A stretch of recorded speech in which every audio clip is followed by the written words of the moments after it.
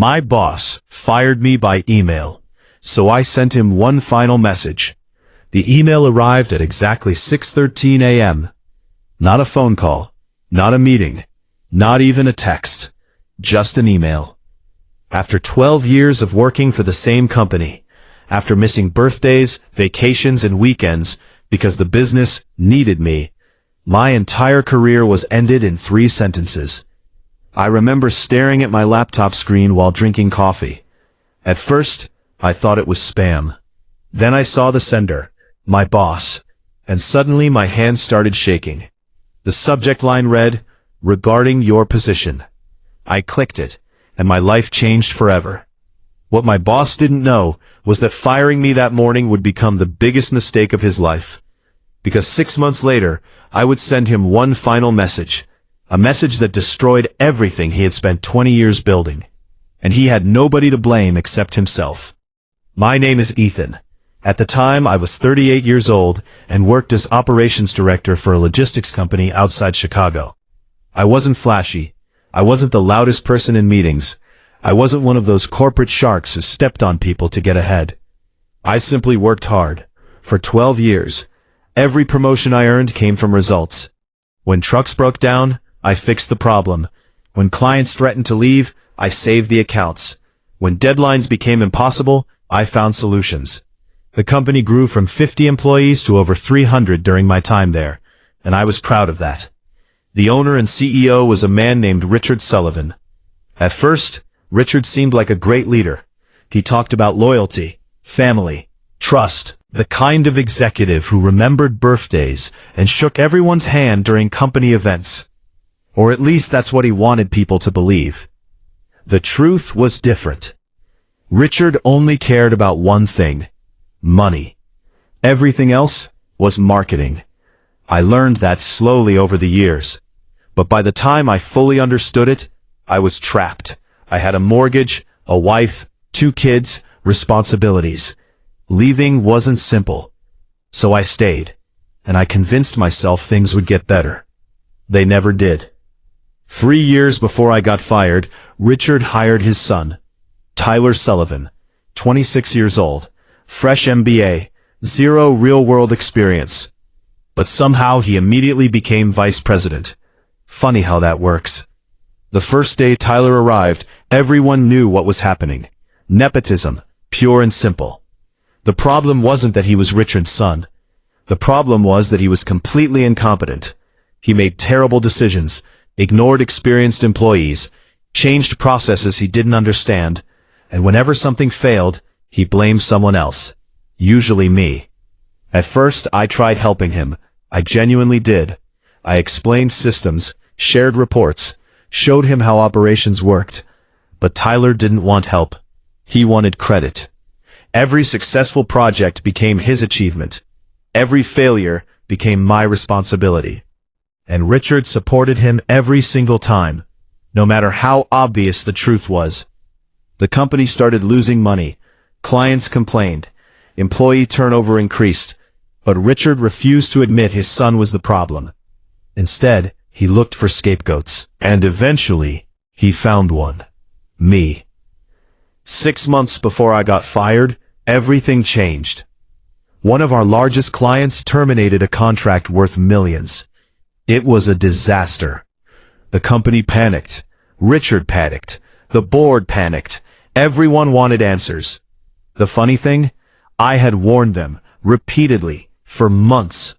I had sent emails documenting problems, presented reports during meetings, suggested solutions. Nobody listened, especially Tyler. He ignored every recommendation. Then the client left exactly as I predicted. Suddenly everyone wanted someone to blame. Guess who got nominated? Me. Tyler claimed I failed to manage the account properly. Richard supported him, and just like that, the narrative changed. The warnings disappeared. The evidence disappeared. The truth disappeared. Only the blame remained.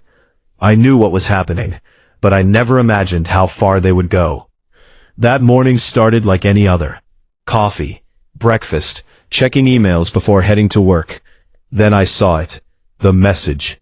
Short, cold, corporate, Due to organizational restructuring, your position has been eliminated effective immediately. That was it. 12 years reduced to a paragraph. No thank you. No conversation. Nothing.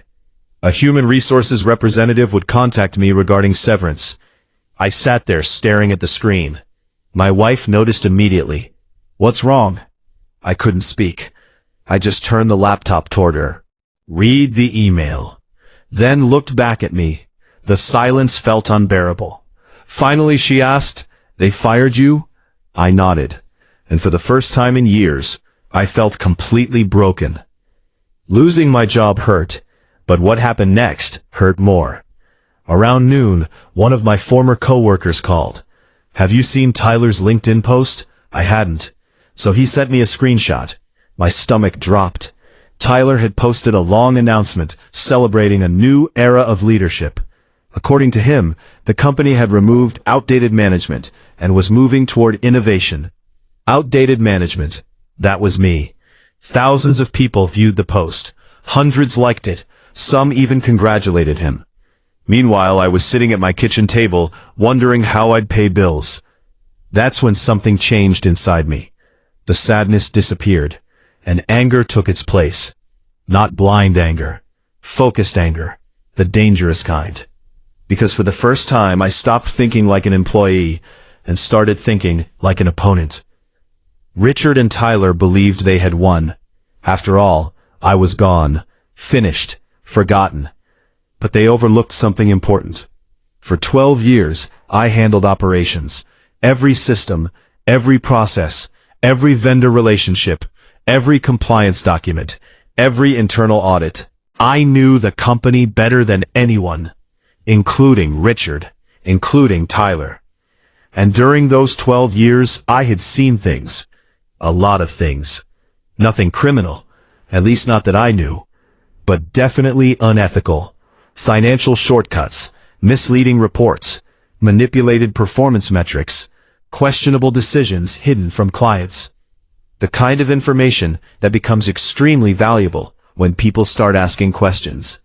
And people were about to start asking questions. For the next 2 months, I focused on survival. I applied for jobs, updated my resume, attended interviews. The market was difficult. Rejections piled up. Savings started shrinking. The stress was overwhelming. But something unexpected happened. Former coworkers began contacting me. Privately. One after another. They all said the same thing. The company was getting worse. Much worse. Tyler was making disastrous decisions. Clients were leaving. Employees were quitting. Morale was collapsing. And most importantly, people were talking. Sharing stories. Complaining. Documenting problems. The more I listened, the more I realized something. Richard's empire wasn't stable. It was cracking. And eventually cracks become fractures. 3 months after my termination, I received a call. A competitor. One of the largest logistics firms in the region. Their CEO wanted to meet. Apparently my reputation in the industry was stronger than I realized. People knew who had actually run operations. People knew who solved problems. People knew the truth. So I accepted the meeting. What I expected was a job interview. What I got was something much bigger. The CEO asked me a simple question. If you could build your ideal operations department from scratch, what would it look like? For the next 2 hours, we talked strategy, systems, growth, culture, leadership. When the meeting ended, he smiled. "We don't want to hire you." I felt confused. Then he continued, "We want you to lead an entire division." I nearly fell out of my chair. The salary was higher. The benefits were better. The authority was greater. Everything Richard had refused to give me. And suddenly getting fired didn't feel like a tragedy anymore. It felt like freedom. Within weeks of joining the new company, I started hearing rumors. Richard's business was struggling, badly. Revenue declining, employees leaving, major contracts disappearing. Then came the biggest shock. One of their largest clients switched providers. My new company. Guess who led the transition? Me. Not because I targeted them, not because I manipulated anything. The client approached us. They were tired of broken promises, tired of Tyler's mistakes, tired of poor service. I simply delivered a better solution, and they signed. Then another client signed, then another. The pattern continued. Richard wasn't losing because of me. He was losing because of himself. I was just benefiting from his mistakes. Around the same time, something unexpected happened. A former employee contacted me. She had worked in compliance. Before leaving, she reported several concerns internally. Management ignored them. Now she was speaking to regulators. Apparently, the company had been cutting corners for years. Again, nothing I knew was illegal. But regulators have a way of finding things people miss.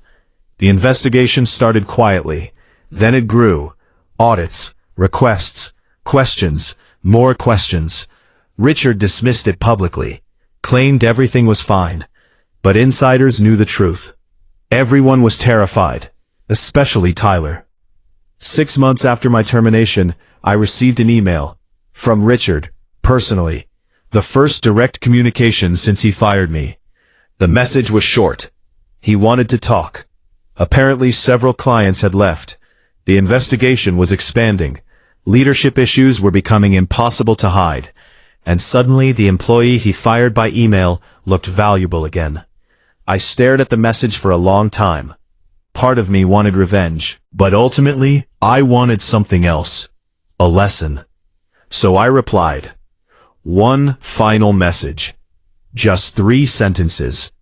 Richard, the day you fired me, you taught me exactly how much loyalty was worth at your company. I simply took that lesson elsewhere. Then I hit send. And that was it. No insults, no threats, no bragging. Just the truth. I later learned Richard read the email during an executive meeting. Witnesses said he became silent, then angry, then silent again, because deep down he knew the company wasn't collapsing because I left. I left because the company was already collapsing. They just refused to admit it. Within a year, Richard stepped down as CEO. The board forced changes. Tyler lost his executive position. Several senior leaders resigned. The business survived. Barely. But it never returned to what it had been. Meanwhile, my new division became one of the fastest growing in the company. We expanded nationally, opened new locations, hired great people, built a culture based on respect instead of fear. The irony wasn't lost on me. Everything I had tried to create for 12 years finally became possible. Just not at Richard's company. People think revenge means destruction. Sometimes it does. But the best revenge isn't ruining someone's life.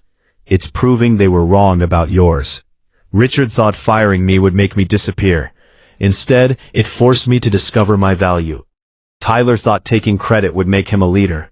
Instead, it exposed his weaknesses. I learned something important. Never build your identity around a company. Companies can replace employees overnight.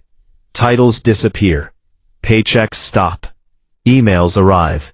Doors close. But your skills, your reputation, your character, those remain. The email that was supposed to end my career became the beginning of the best chapter of my life. And the final message I sent my boss wasn't revenge. It was a reminder. Sometimes the people you underestimate become the people you regret losing.